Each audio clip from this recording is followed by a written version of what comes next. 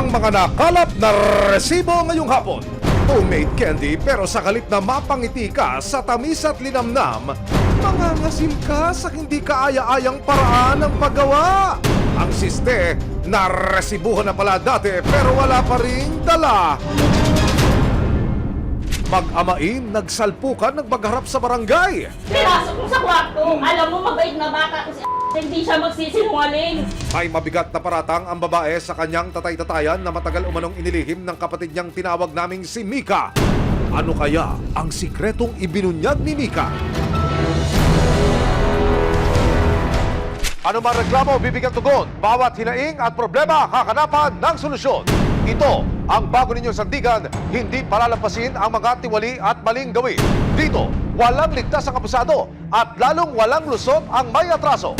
Dahil ang lahat, hahanapan natin ng resibo. Magandang hapon, ako po si Emil Sumangit. Imbes na mapangiti, mapapangiwi ka sa paggawaan ng candy na ito sa Tondo, Maynila. Ang not so sweet kasi na katotohanan, ang affordable candies ay kinakamay lang sa maruming pagawaan at paborito raw na giveaway sa mga children's party. Mapapa-I want candy pa ba ang mga bagets niyan? Isang best-kept secret ang ating ibubulgar. Isang malita pwesto sa eskinitang yan ang itinuturo kapag nagkakanap ng mga candy na pambenta o pang-party. Ang mismong eskinitang ito sa Moriones Street sa Tondo, Manila, minsan ang itinampok sa investigador noong taong 2011 at 2012. Humigit kumulang 12 taon na po ang nakalilipas. Minsan ang nai-report ng investigador ng bayan na si Ginoong Mike Enriquez ang paggawaan ng candy na ito sa Tondo, Manila. Dito, isinawalat ni Ginoong Mike Enriquez kung paano ho gawin ang mga candy.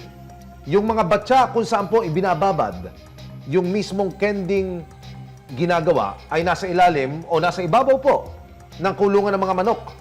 At nasa ilalim naman ng tuntungan ng mga alagang manok. Nasa batya lang po ang mga content ng candy na ito at doon na mismo inihahalo, isinasampay po yung candy ng mga taong walang suot pang itaas kung saan-saan lang. Nakunan din ho kung paano pagputol-putulin yung mga candy kapag ito'y tumigas na. Gamit ho yung gunting, nakuha sa camera naku talaga namang kinakalawang na. Ang paggawaang ito ng candy, proven and tested na noon na may mga violation dahil sa kawalan ng permit at bagsak sa sanidad o kalinisan ng lugar. Makalipas ang higit 10 taon na balitaan ng resibo na may mga nag-ooperate na paggawaan ng candy sa parehong eskinita. At ayon sa asset na tinawag naming si Crystal, sa halip na natuto sa pagkakamali ng mga paggawaan noon, candy kadiri pa rin daw. Oh no! Yung iskinita kasi napakaliit. Tapos tabing ilog. Mayroon tindahan na napagtanungan ko kung saan yung paggawaan ng candy. Sabi niya yan, hilera lahat yan. Nagsisimula ang paggawa ng candy na madaling araw sa loob ng isang bahay. Hindi ko yung pagawaan ng candy. Opo, Bilihan mo. Makikita agad dito ang ilang plastic ng candy na ready na for delivery or for pickup. Isang nagngangalang Nonoy ang kanyang nakausap. Tinanong siya nito kung ilan nga ba ang o-orderin niyang candy. Ang benta sa makukulay na candy, 28 hanggang 35 pesos para sa isang buong pack. Pagbili ko ulit, binigyan nila na ako ng discount. Nakuha ko na ng 28 pesos. Binigay nila sa akin. Habang nasa loob ng pagawaan, tumambad kay Crystal ang hindi sweet, kundi mapait na katotohanan. Susunod! Kapansin-pansin din ang tila hindi nawalis ang paligid na pinagpapatungan ng kaldero na ginagamit sa pagluluto ng mga candy. May mga supot ng basura sa tabi, nilalangaw at parang mapasa-masa pa ang sahig. Abangan mamaya! May mabigat na paratang ang babae sa kanyang tatay-tatayan na matagal umanong inilihim ng kapatid niyang tinawag naming si Mika. Ano kaya ang sikretong ibinunyag ni Mika? May aksyon, may ebidensya, resibo, walang lusot ang may atraso. May aksyon, may ebidensya, resibo, walang lusot ang may atraso. Ang paggawaang ito ng candy, proven and tested na noon na may mga violation dahil sa kawalan ng permit at bagsak sa sanidad o kalinisan ng lugar. Wala daw ni isa ang nakagwantes habang nilalagay sa mga supot ang bagong lutong candies. Yung mga naabutan ko na pagre-repack, siyempre may init-init pa rin sila pero tapos na yung niluto nila. Wala silang mga gloves, tapos may mga nangangamot pa sa buhok, tapos diretso doon sa candy. Bukod dito, kapansin-pansin din ang tila hindi nawalis ang paligid na pinagpapatungan ng kaldero na ginagamit sa pagluluto ng mga candy. May mga supot ng basura sa tabi, nilalangaw at parang mamasa-masa pa ang sahig. Makikita rin na ang mga candy halos matapakan na ng mga trabahador. Kuya, di ba kinakain po yan? Yung sahig nila, tiles siya, pero siyempre makalat. Tapos yung mga naabutan ko, may mga naglalakad-lakad pa roon ng mga pusa. Sa itsura po nitong mga candy na nasa aking harapan ngayon, tiyak ko, mahuhumaling yung mga chikiting. Ika nga nila, it comes in different sizes and shape. Meron tong puso, meron parang mga pabilog-bilog dito, at meron din yung paikot-ikot lang doon sa straw. Kung packaging ho ang pag-uusapan, nakabuhol ho siya, oh. Nakabuhol lang siya ng ganyan. Pag natanggal mo itong parang staple, alisin nyo na ho yung plastic. Ayun na ang candy. Amoy icing sa cake. Pero parang may naamoy ho akong sobra ho ang tamis. Sobra ang sugar. Para ho bang ganon? Para makasiguro sa kalidad ng kanilang produkto, bumili si Crystal ng mga candy. Minabuti ng resibo na ipatest ang mga ito sa isang Food and Drug Administration o FDA accredited na testing facility. Lumalabas na mayroong presence ng mga bakterya ang mga candyng aming pinatest. Marami rin kasing factors na nagka-come into play kaya nakakita tayo ng ganong counts pagdating sa lab, no? From yung raw materials and then yung mismong production, kung paano siya hinandle after ng production, logistics, hanggang sa makarating siya sa packaging. Bagamat inisyal pa lang ang mga resulta na ibinigay sa resibo, makikita na malayong-malayo na ang resulta ng candy samples mula sa reference o safe range ng Food and Drug Administration standards. For yeast and molds, after 3-day incubation, actually hindi pa siya tapos kasi up to 5 days, pero may nakita na tayong 70 colony forming units per gram. Ang pasadong range ng sugar confectionaries para sa coliform ay less than 10 colony forming units o CFU per gram. Pero sa initial pa lang na testing ng candy samples, tumuntong na sa 10 CFU per gram ang nakitang coliform. Ang pasadong range naman para sa molds o amag ay less than 10 CFU. Pero ang ating tantalizing candies nasa 70 CFU per gram na. Ibig sabihin, pwede itong makasama sa kalusugan ng mga parokyano ng Pagawaan. Talaga nga namang wala kayong kadala-dala, sir, ha? Susunod, isang bagay sa Prudential Street ang unang pinuntahan ng mga inspektor. Hindi po pwede yung gumagawa ka at pagkatapos ibebenta. Wala ang lisensya. Pinasok ko sa kwarto. Alam mo, mabait na bata ko si hindi siya magsisinungaling. Alam mo! May aksyon, may ebidensya, resibo, walang lusot ang may atraso. May aksyon, may ebidensya, resibo, walang lusot ang may atraso. Ang mismong eskinitang ito sa Moriones Street sa Tondo, Manila, minsan ang itinampok sa investigador noong taong 2011 at 2012. Tila, walang nagbago sa kalagayan ng mga pagawaan sa parehong lugar ngayon. Ang lokasyon ng pagawaan, maliit at hindi pa rin malinis. Ang palangganang ito, kamukhang-kamukha sa ginagamit nila ngayon. At higit sa lahat, nakahubad pa rin ang mga mano-manong gumagawa ng mga candy at walang suot na namang gloves at hairnet. Mga sir, instant pampalasa po ba yan sa ating candy? Dahil sa mapapait na katotohanang nalaman ng resibo, inilapit namin sa Sanitation Department ng Manila City Hall ang mga natuklasan. Isang bagay sa Prudential Street ang unang pinuntahan ng mga inspektor. Sa City Hall po, regarding this operation ninyo, Nagkagawa po kayo ng candy. kasi nagpa-process ka, kasi nanakan ka namin ng permit. Permit, wala po kami permit. Hindi po pwede yung gumagawa ka at pagkatapos ibebenta. Wala ang lisensya. So, paano yung ginagawa? Yun nga po, hindi lahat ng niluluto ito pwede. Sa isa pang bahay, ang mga kaldero at banyera nasa tabi lang ng nilalangaw na basurahan at maging ng inidoro. Ibig sabihin, gumagawa kayo pag may order. Depende po sa dami. Kasi provided pa rin kayo na ng mga permits. Hindi na po basta...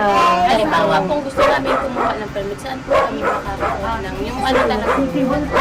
City Hall. Saan po ninyo nag-deliver yung mga order po? Dinidistribute po nila sa mga nag-order po dito sa kanila. Ano po ang plano nyo pong gawin? Isusunod po kami doon sa ano nila po para kumuha po ng permit, proper sanitary po, para tuloy-tuloy din po yung business namin na hindi po siya. Kita rin sa labas ng pagawaan ng isang bote na ayon sa may-ari ay pang-flavoring daw nila. May FDA ba yan? Walang FDA. Wala, sa Divisoria niya lang, ano eh. Actually, lahat doon mali eh.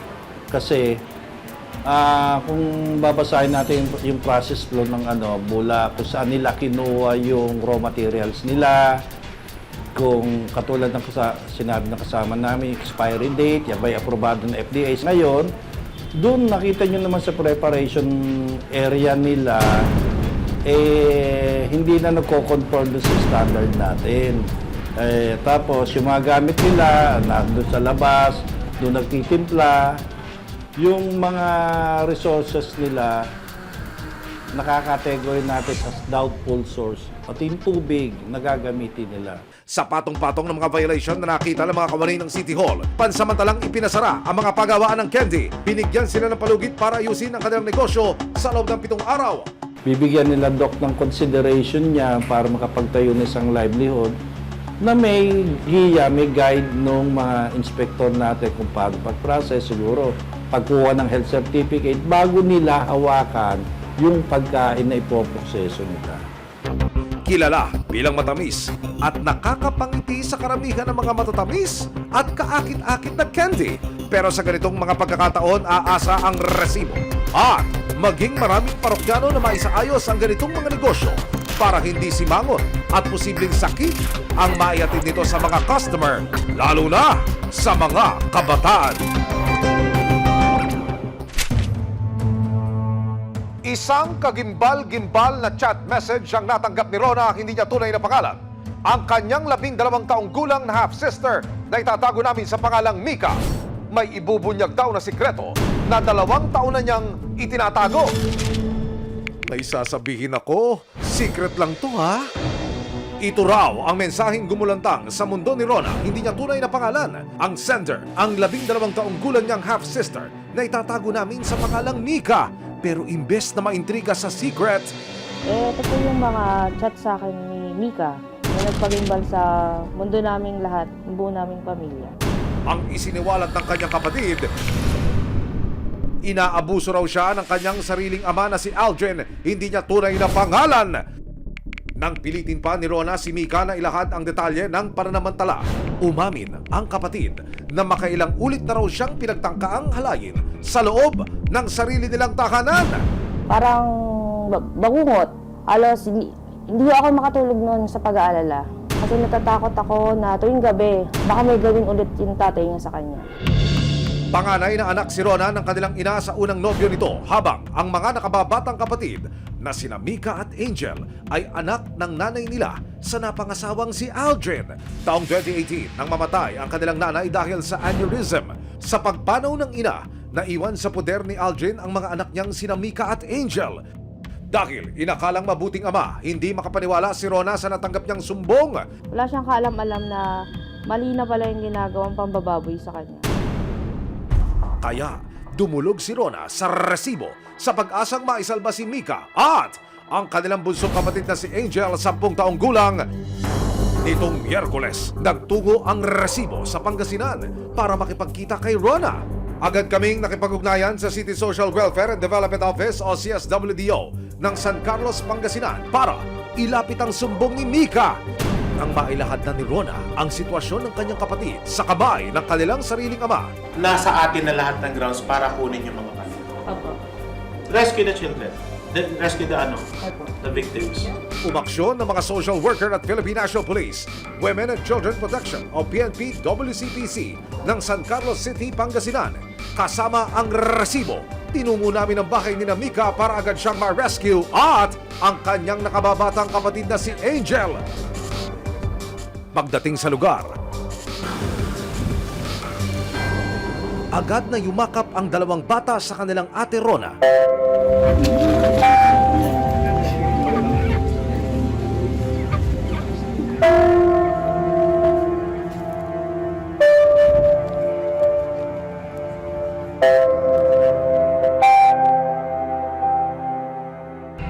Para magkaliwanagan, inimbitahan si Aldrin sa barangay. Sina Mika at Angel, isinama na rin ng mga social worker at ni Rona sa barangay. Nang makaharap ni Rona si Aldrin, dito na sumabog ang ilang araw na niyang kinikimkim na galit sa kanyang stepfather. Wala kayong lain, baka siya lang. Pinasok mo sa kwarto. Alam mo, mabait na bata ko si hindi siya magsisinungaling. Ama ko. Alam mo Alam kung gaano kabait tong bata, hindi nga lumalabas ng bahay, di ba? Hindi pa ako siraw. Hindi. Ito ang may chat siya sa akin eh. Nagmamakaawa. Sinubukan ng resibo na makapanayam si Aldrin tungkol sa akusasyon ng kanyang minor de edad na anak pero tumanggi siyang magbigay ng pakayag. Sa mga social worker lang daw siya makikipag-usap. Siyempre, hindi pa naman natin ito napatunayan. Ibig sabihin na sinabi ng isang party, isang taon na may ganito nangyari, ayun ay ganap na rin naman ang ano. Pero kasi tatay ito nagsasabi. Oo, kasi nakita ko talaga. Nakita ko talaga. Since mga dalaginding po yung mga anak. May mga limitasyon talaga yung mga pakantong-kantong, ganon. Yung payakap-yakap. May mga limitasyon. Pero si Rona hindi binibili ang pagde-deny ni Aldrin. Kaya si Rona inilabas ang mga resibo. Pwede ko po bang ipabasa sa inyo lahat ng chat sa akin? Si Papa kasi matagal ko na tong sinisekreto. Sasabihin ko na sa inyo pero sa inyo ko lang sasabihin. Bakit? Ako ni Papa minsan. Ano? Huwag niyong sabihin kahit kanino Tapos, basta huwag niyong ipakulong sila. Di na ako papayag sa susunod. Mamaya na po, huwag niyo ipakulong si Papa Ayaw ko na po itong pag-usapan, nakakadiri. Dahil sa mga hindi birong paratang laban kay Aldrin at ang posibleng pang-aabuso niya sa kanyang anak na si Mika, maituturing na child at risk ang bata ayon sa mga social worker. Dahil dito, nagpasya ang CSWDO ng San Carlos City, Pangasinan na mananatili muna sa kustodiyan nila si Mika maging ang nakababatang kapatid niyang si Angel, pero si Rona umaapela. Tagal ba bago sila mapunta sa akin? Paspasan natin kung ano, kasi kailangan din naman namin yung i-assess muna kayo. Kaya konting days lang. Gusto raw niya kasing mapunta ang kustodiya ng mga kapatid sa kanya, pero paliwanag ng social worker. Kahit ang kukuha pa ay isang parent or third party na tinatawag natin na nasa legal aids, ang stand po kasi ng City Social Welfare and Development Office ay hindi po muna natin basta ibigay sa kumukuha po sa mga bata na kahit preference po ng isang bata na sumama doon sa taong yon, kailangan po nating masigurado ang safety po ng isang bata. Habang pinag-aaralan pa ng mga otoridad kung kanino dapat ibigay ang kustodiya ng dalawang bata, pansamantala munang mananatili sa isang shelter sina Mika at Angel. Maaring sampakan ng reklamong acts of lascivious na si Aldrin kung makita ng mga social worker na may katotohanan ng akusasyon ng bata. Masakit man kay Rona na hindi makapipiling ang mga kapatid, kinakailangan niyang sumunod sa proseso para sa ikabubuti na rin ni Mika at Angel. Umaasa po ako na mabubuo kami at magkakasama kami magkakapatid. Naniniwala po ako na sa tama yung bata, na dapat bigyan talaga sila ng hustisya.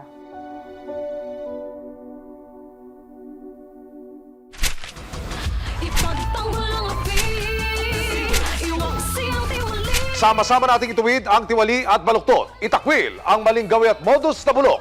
Walang ligtas ang abusado at lalong walang lusot ang may atraso.